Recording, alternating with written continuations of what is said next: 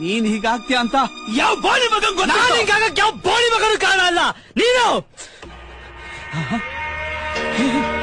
ಹೇ ರಾಜ, ಏನು ಅಂತ ಮಾತಾಡ್ತಾ ಇದೀಯ? ಅಲ್ಲ, ನೀನ್ ಈ ಸ್ಥಿತಿಗೆ ಬರೋದಿಕ್ಕೆ ನಾನ್ ಕಾರಣನ?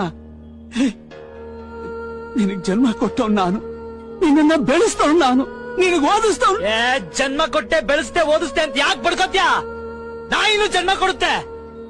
ಜನ್ಮ ಕೊಟ್ಟ ತಕ್ಷಣ ಓಡಿಸ್ಬಿಡೋದಿಲ್ಲ. ಹಾಲು ಕುಡಿಸಿ ದೊಡ್ಡದ್ ಮಾಡಿ ಬೆಳೆಸುತ್ತೆ. ನಿನ್ಗೂ ಅದಕ್ಕೂ ಏನು ವ್ಯತ್ಯಾಸ ಇಲ್ಲ. ಅದು ನಿನ್ನ ಹಣೆ ಬರಹ. ನಾವು ಕಷ್ಟಪಟ್ಟು ನಿನಗ್ ಹೊಟ್ಟೆ ತುಂಬಾ ಊಟ ಹಾಕಿ, ಮೈ ತುಂಬಾ ಬಟ್ಟೆ ತೊಡಿಸಿ, ಸ್ಕೂಲ್ ಫೀಸ್ ಕಟ್ಟಿ, ನೀನ್ ಕೈಗೆ ಪಾಕೆಟ್ ಮನಿ ಕೊಟ್ಟು ನಾ ಕಕ್ಷಾ ಕಲಿಯೋ ಮಗನೆ ಅಂತ ಸ್ಕೂಲ್ ಕಳ್ಸಿದೀನಿ. ನೀನ್ ಓದ್ದೇ ಇದ್ರೆ ಯಾರೋ ಹೊಣೆ? ಸ್ಕೂಲ್ ಕಳ್ಸಿ ಪಾಕೆಟ್ ಮನಿ ಕೊಟ್ಬಿಟ್ರೆ ನನ್ ಕೆಲ್ಸ ಆಗೋಯ್ತು ಅಂತ ಎಲ್ಲರತ್ರ ಅದೇ ಹೊಡ್ಕೊಂಡ್ ಬಂದ್ಬಿಡೋದು. ಮಲ್ಗದ್ಮೇಲೆ ಹೆಂಡತಿ ಹತ್ರ ಆಗೋಯ್ತು, ಹುಡ್ಸದ್ಮೇಲೆ ಮಕ್ಳ ಹತ್ರ ಆಗೋಯ್ತು, ಸಂಬಳ